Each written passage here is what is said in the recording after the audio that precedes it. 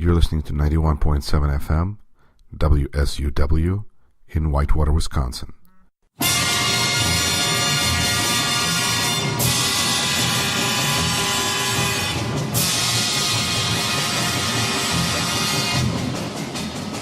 You're listening to Rashkin Report. You're listening to WSUW 91.7 FM, The Edge in Whitewater, Wisconsin. This is Yuri Rashkin, and you're listening to Rashkin Report. My guest today is Mikhail Iossel, a professor of Concordia University, and he's speaking with us from Montreal, Canada. Professor Iossel, welcome to the program. Thank you. Thank you, Yuri. You have you were born and raised and spent first 30 years of your life in former Soviet Union, which was very much a real Soviet Union at the time. Since then, you've seen different things. And what is your view of what is going on in American politics with this kind of a Russian perspective, perhaps, of having seen all of this before in some different way? Well, Russia is a cautionary tale for every society in the world, and it has been performing this function for quite a while now, for the whole last century, for instance.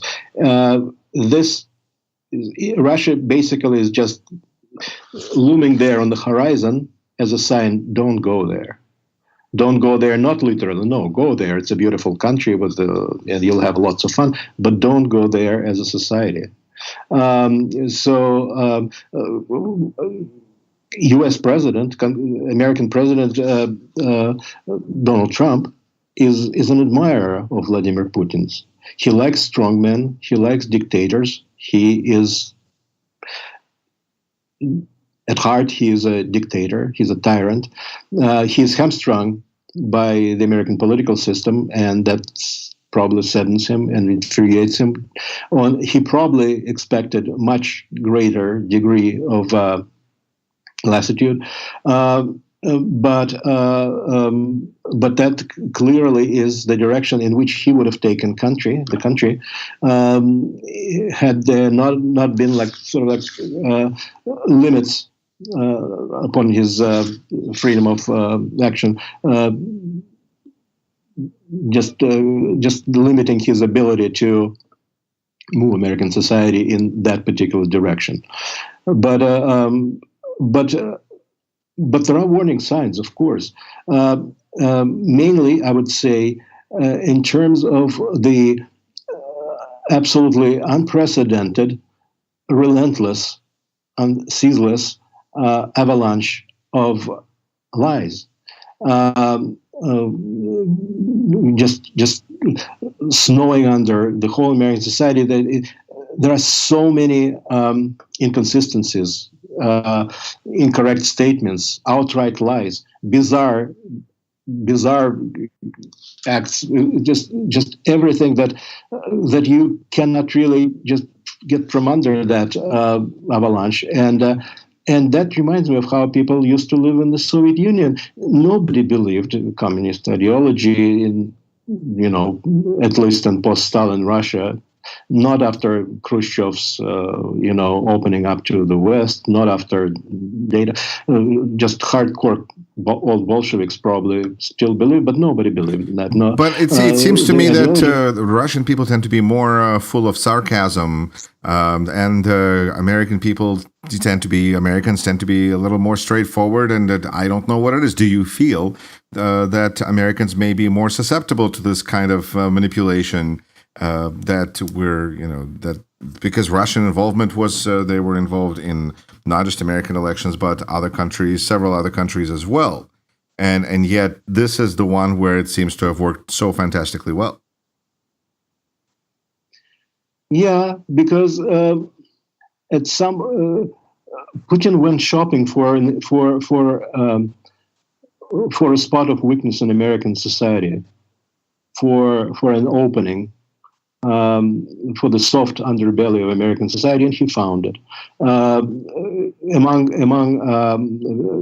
people around Trump and basically people of Trump ilk. It's avarice. The business of America is business, and if you're making money off of something, that's patriotism, and that trumps any ephemeral notions of love for the country and all of that kind of stuff. A. B. Majority of Americans have started taking democracy for granted as something that's existed forever and will continue to exist forever. But democracies can fall and they can fail. And it has happened in history, as we know, and it might very well happen here as well. We remember that Sinclair Lewis novel, right? It can't happen here. It can happen here. It can happen here given, like, oops. Can you see me still? Yes. There's a little more light now, but I can still see you, yes. Yeah, because you suddenly sort of shrunk in size like tenfold. I'm comfortable with that. Yeah. So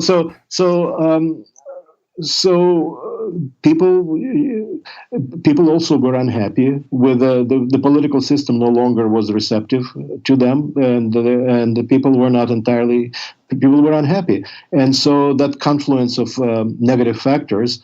Putin did not quite have first off, he probably and almost certainly did not expect that Trump would actually win. The original purpose of that exercise, multi-pronged cyber attack on America, was just to cause as much heartburn to Hillary Clinton and start her off on a sour note as president. And essentially, he went tooth and nail, basically from the stupidest Facebook ads or Twitter ads to fairly sophisticated trolling, to outright collusion with, and I'm saying this so confidently because I'm absolutely confident this will be proven. And that actually is kind of clear already by now in the case of people like Manafort, who was sort of took the job of campaign manager so as to get whole, in his words, right, with the Russian billionaire Oleg Deripaska, right, whom he owned money. He just wanted to monetize that position and essentially sold Trump's campaign to or lent it to Russians. Oleg Deripaska is one of the closest people to Putin among the oligarchs. Actually, it's interesting because there's a video of there's a viral video that people sometimes will share, especially on the right wing of things, when they will. Well, doesn't matter. They will post a video where there's a Putin who is speaking very harshly at an oligarch about, I believe, closing a factory or something. He says, you have to reopen this factory, and the factory is reopened. And that is actually Oleg Deripaska in that video that is being spoken down to. Yeah. I remember that. It's ham-handed even by Russian standards. In the end, he says, "Well, give me back my pen." Right. Both are multi-billionaires. both are constantly in touch. Deripaska is married into Yeltsin family, and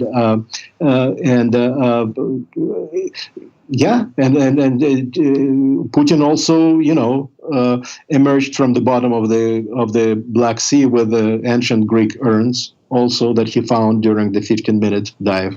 But he brought the government. Russian public. Go ahead. The Russian public is gullible. Because the majority of sophisticated people, more or less, people with any degree of discernment, don't watch Russian television. It is watched by a majority of people through all the time zones, but mainly less educated people, and it also is watched, of course, in the United States of America, in Brooklyn, and the Russian communities. All right, Mikhail, I'm going to have to ask you to clarify because I'm now not clear.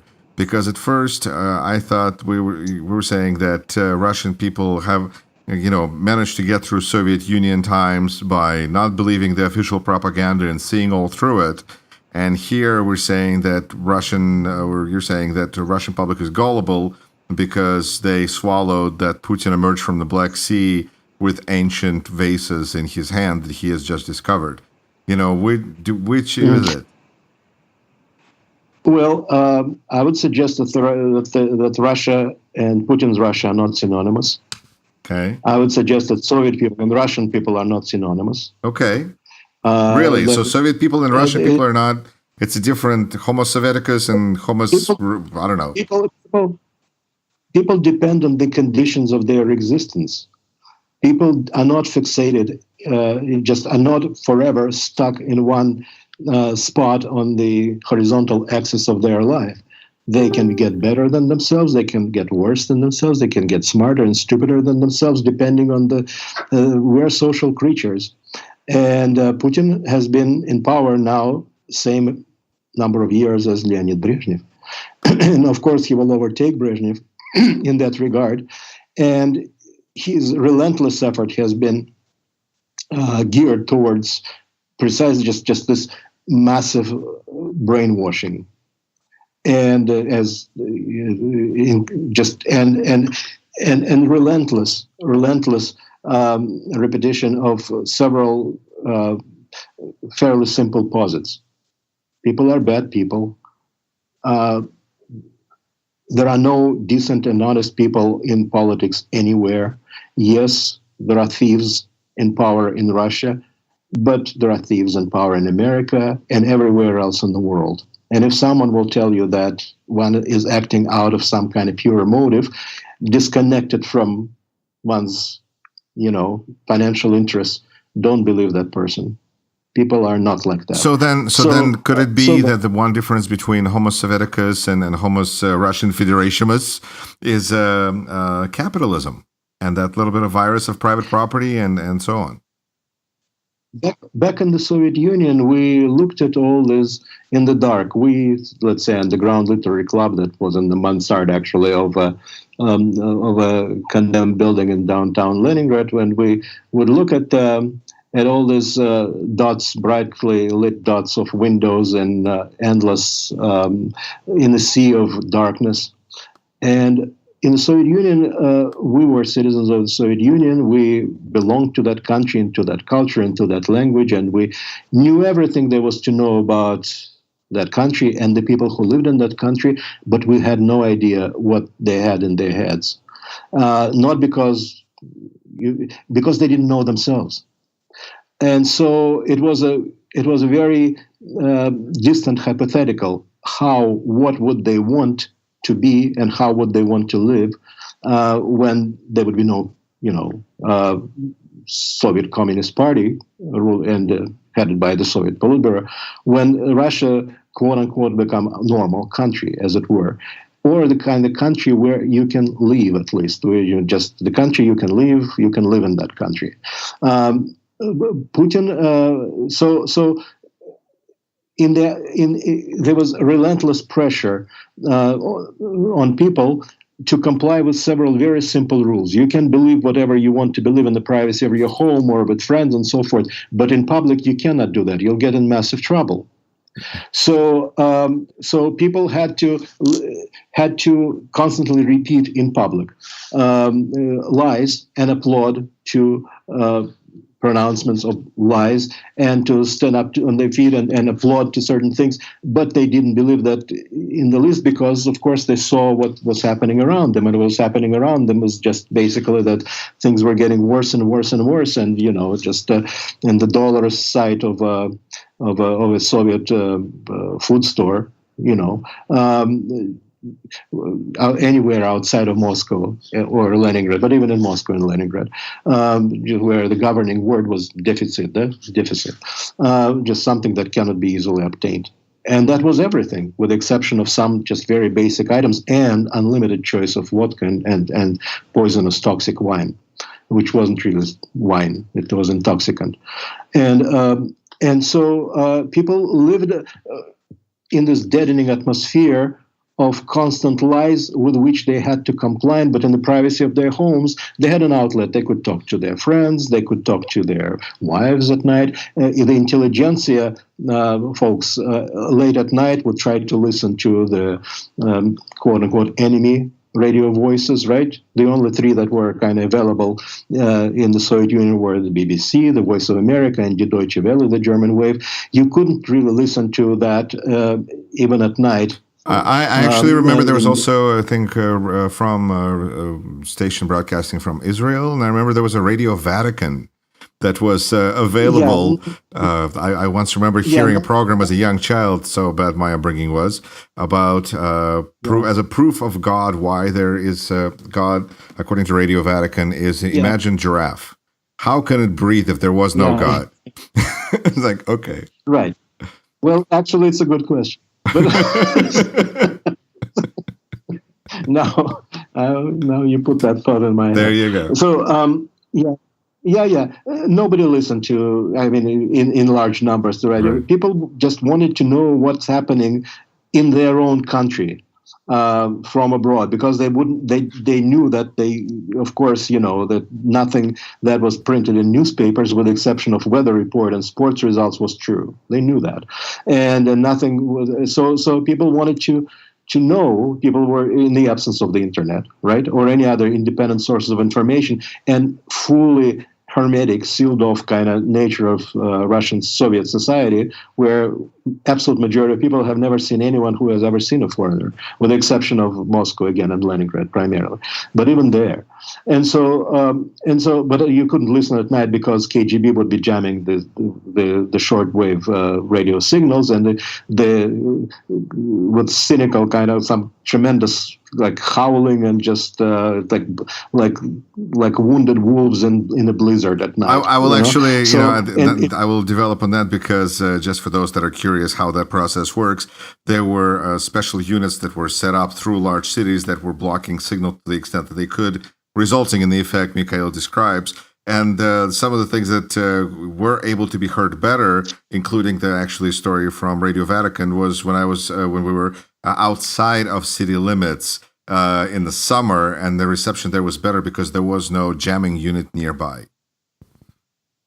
Oh, absolutely. People, the moment people would reach their summer houses, then on a starlit night, far away from big city, of course you can listen there, but you will have to get there, and right. And not everyone had summer houses it's sufficiently far removed from big cities,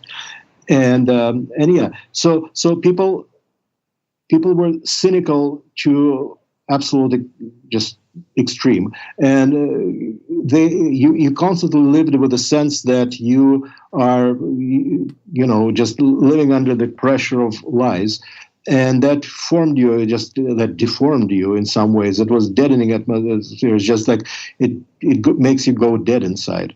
And so that was Soviet people, but Russian people got tremendously frightened, scared, and traumatized by the 90s, unbridled capitalism.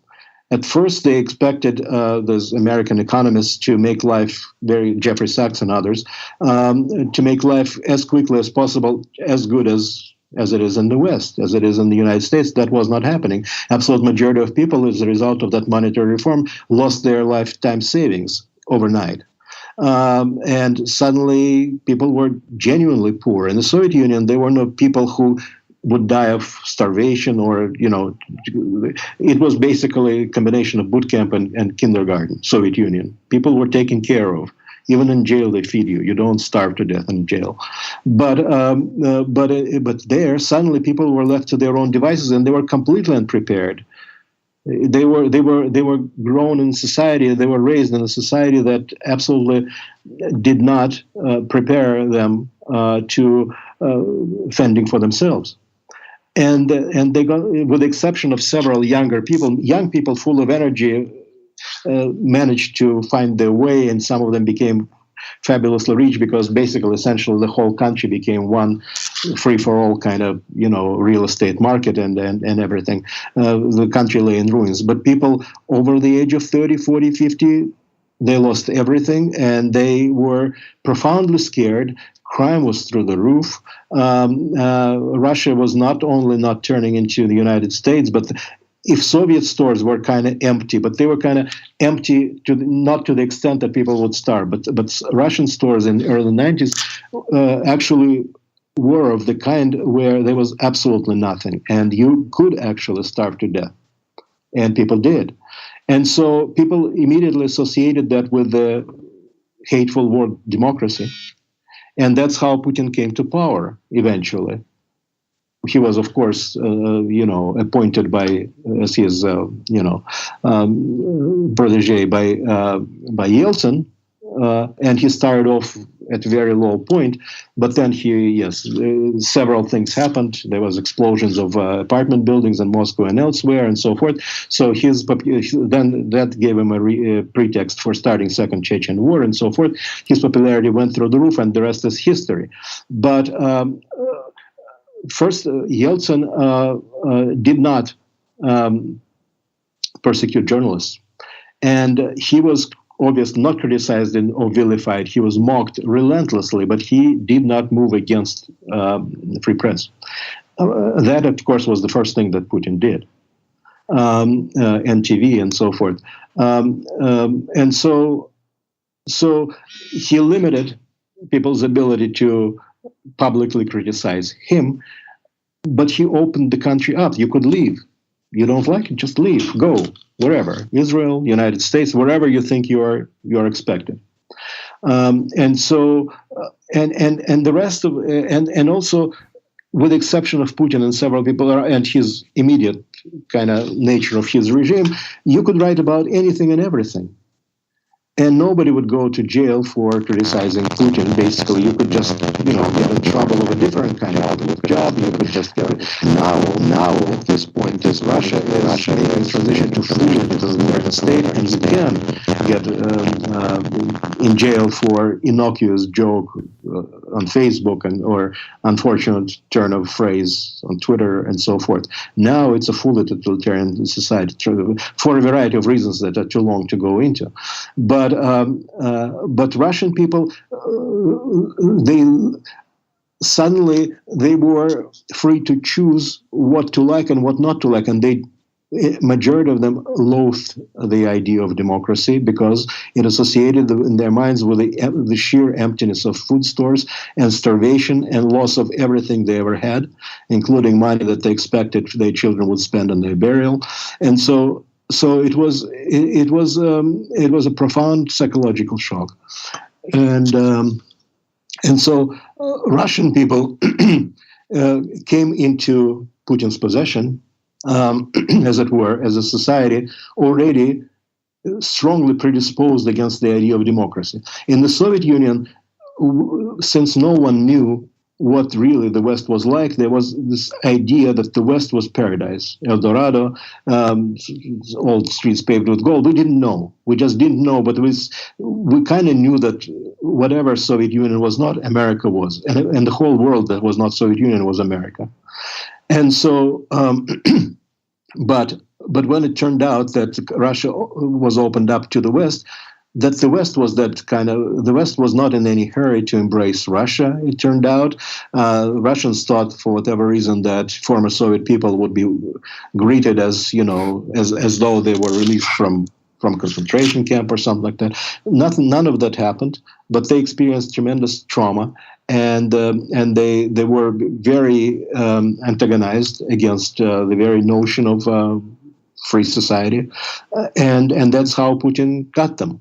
And so, and then he very simply when oil started going through the roof in 2003, 2004, right? He entered in a very simple compact with the Russian populace. We discussed that before, I think, but it was very straightforward and very simple. Safety, democracy, freedom. Democracy, freedom, all that, it's just Western stuff that they say because it needs to be said. That's what they pretend they believe in, and that's what we say because we want to be on good terms with them. But really, it's BS. So leave it to us to deal with politics. Okay, we'll deal with the West. We'll deal with politics. On the other hand, we in turn can guarantee that your living standards will be just multiply by a factor of 2 every year. And people said, sure, of course. And that's how it worked until the year 2008, when that compact no longer held, when Putin could not hold up his end of the bargain. So that compact had to be reformatted, and that was a much less appealing format. It's just to say, yes, we'll have to undergo a certain amount of hardship, and you will live worse. And as a matter of fact, But we will be Russia. We will be this forepost of morality and decency and tradition against the raging sea of decadence and immorality and whatever, which represents the West. And the West wants to conquer us. Why? They want our oil. Why? They want our territory. Nonsense. But that's what people kind of believed. And so that question that we were asking, sort of like, what would it be like when people no longer were under the pressure of Communist Party in the Soviet Union, was answered. People basically wanted Soviet Union on a more livable kind of footing. Is that socialism? I don't think it's no. I think they wanted to be taken care of, and they were willing to put up with a lack of choice. Some more Chinese version, I guess. Yeah, without the economic growth. Right. And so not good. So look, it took 70 years for the several generations of Russians and tens of millions of people perished as a result of that regime in the Soviet Union. Fear and cynicism is bred in the bone in many ways. It will take at least as long to unscrew the country somehow, to set it right more or less, to rid it of this crippling subconscious fear. So people wanted to go back to the same, but to live better. And that, coincidentally, was the exact same thing that actually the former KGB people like Putin wanted. They wanted GDR, essentially. They wanted good beer. GDR would be German Democratic Republic, I'm trying to think. Where Putin was Germany, right? Okay. I will remind our listeners that you're listening to WSUW 91.7 FM, The Edge in Whitewater, Wisconsin. And this is Rashkin Report. I'm your host, Yuri Rashkin. My guest today is a writer and a professor at Concordia University, Mikhail Iossel, who is joining us from Montreal. Professor, we're kind of balancing this, Russian-American point of view here on this program, and I think you kind of personalize it perfectly. What are your thoughts on the fact that Kaspersky software that was supposed to be all this security that everybody was going to be using turned out to be kind of a piñata full of Kremlin candy, to kind of mix all sorts of metaphors? You cannot be a billionaire in Russia and not be completely, owned in a way by Putin. You cannot develop software that theoretically can get access to every computer in the West and not be used by the FSB. It's as simple as that. It's not much more complicated than that. There is absolutely no doubt in my mind that, of course, Kaspersky was used for the purposes of collecting information about Americans. And everywhere else was used. He's a very bright person, obviously, but he lives in Russia. If he wanted to be truly independent, he would not be living in Russia. He would be living someplace else. But you live in an authoritarian society where your freedom to be a billionaire can be abrogated in a matter of minutes. You can be thrown in jail. It's happened, by the way, and it keeps happening with various billionaires because other billionaires closer to Putin want part of those billionaires' billions. So it simply is not, it beggars any kind of credulity to think that somebody could be developing intrusive necessarily in order to protect a computer. You need to become intrusive to collect information, collect data from that particular computer, and not be used by the Russian intelligence. It's just simply, it just doesn't compute. For me, as being a former resident of the Soviet Union, that was always something that, I saw Kaspersky, I thought, well, why would I want to do that to myself? That just seemed like exposing yourself just on the face of it. But I guess well, many things are being. Many things. That's one of the things that I was suggesting that Putin had hoped he would benefit from massively from Trump's election, but in the end he had lost out, and sort of like the demerits of Trump, of his involvement in the American election, this massive meddling, will be reverberating throughout Russia and throughout his rule for a long time to come. Because among other things, the notion of Russia as a, well, slightly quirky and perhaps slightly authoritarian, but deep down basically more or less quote unquote normal society, Western oriented, that is gone. And so Kaspersky could be trusted by implication because, after all, we are all civilized people and we are all kind of we all share Western values. No, we don't. Kaspersky personally probably is a thoroughly Western person, but he's a billionaire living in Russia. Why is he living in Russia, by the way? If you are a multi-billionaire, you can live anywhere in the world. Why do you run your operations out of Moscow? So, yeah, to Americans it was not quite clear, obviously, but now it is. That nothing computer related, nothing technology related, nothing cyber related coming from Russia can be a good thing. Well, and then because Russia is not a quote unquote free society. It's an authoritarian society, grading very strongly right now into totalitarian area. Mikhail, in conclusion, you're very much a social media user. You're have basically a blog on Facebook. You post your thoughts there. And Russia was so, now we know, more and more and more, seemingly every day, involved in using Facebook to affect the elections. It seems Facebook founder has came out and spoke strongly that Mr. Zuckerberg said that this is not how he wants the company to go forward, and they're scrubbing all of their files, which of course creates its own problems because those are actually archives that people were using. But nonetheless, was it just a bad gamble on their part? And what is your feeling of social media after this experience? Well, as I would suggest that this is not the first time that the technological progress created by people far outpaces people's ability to deal with it. And people will be dealing with the problem very soon also, and they're being warned by people like Elon Musk, for instance, that people are not prepared to deal with artificial intelligence, for instance. People were not prepared to deal with a complete boundless freedom of social networks, crossing any boundaries, connecting people anywhere, everywhere, somehow without any limitations. But at the bottom of it, Facebook, despite the idealistic outlook and just penchant for wearing cheap T-shirts, Mark Zuckerberg, he's a billionaire who and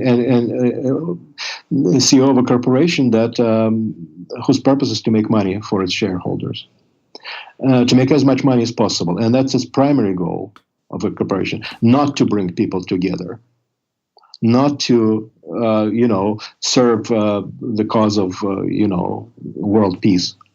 No, primary purpose of a massive multi-billion-dollar corporation like Facebook is to make money, and same about Twitter. So they fought, resisted rather ferociously, tooth and nail, any kinds of limitations imposed by the Congress or proposed by Congress on the transparency of the political ads that are placed on Facebook, because for them, their primary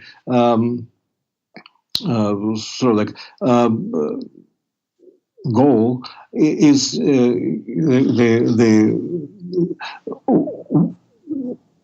is to maintain the impression of privacy for people.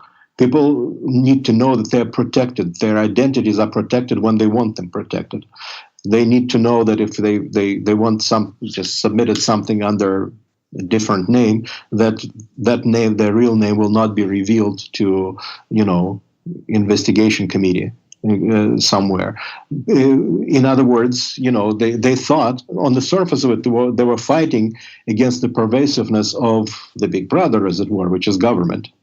But in reality, they were just absolutely trying just to preserve the stock and trade, which is ability to keep people's information private, for the government, not private to advertisers, as we all know. Are you any less likely to use Facebook now?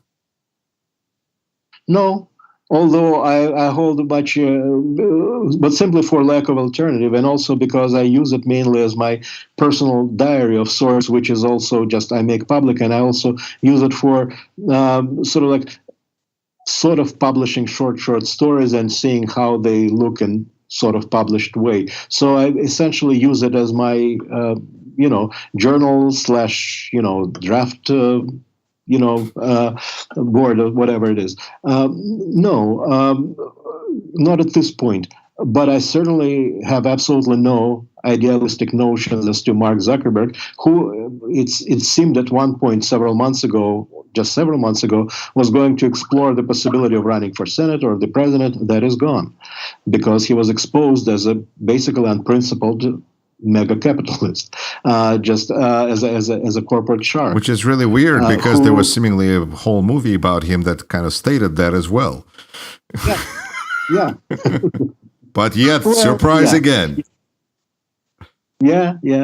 So yes, and anyone who wanted to exploit that system of social networks, Facebook and Twitter primarily, but not only, could do so in the most primitive ways or in sophisticated ways, in ways so sophisticated that could not be done, let's say, by Russians without American participation, without people helping target those ads, without rephrasing their Russian English into like idiomatic English text, without targeting certain, not only states like Wisconsin, but certain areas in Wisconsin and Michigan and Pennsylvania. And then Trump was told by Manafort, for instance, that he needs to go urgently 3 days before the election to, campaign in Michigan, which had been written off by Trump campaign.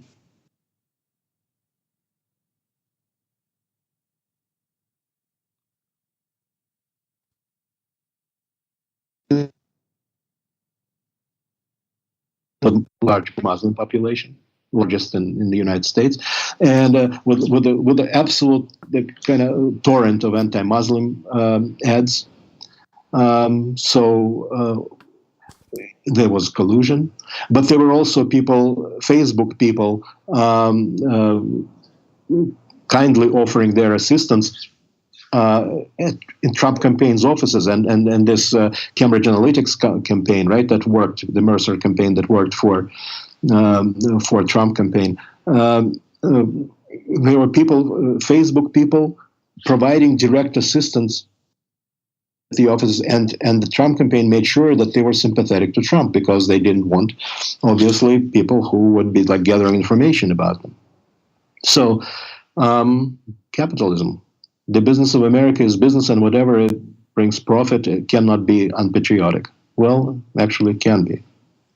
So that's kind of slightly disheartening, and their image has been tarnished for many years to come, I would say. And that was just one piece in the puzzle, which all will be. Probably everything will come to light within a year or two, or hardly more than a year, and then we will all be shocked, I think, absolutely staggered by what happened in 2016. Professor Iossel of Concordia University, thank you so much for being on our program once again, and let's see what happens next. Thank you, Yuri. Thank you. You're listening to 91.7 FM, WSUW, in Whitewater, Wisconsin.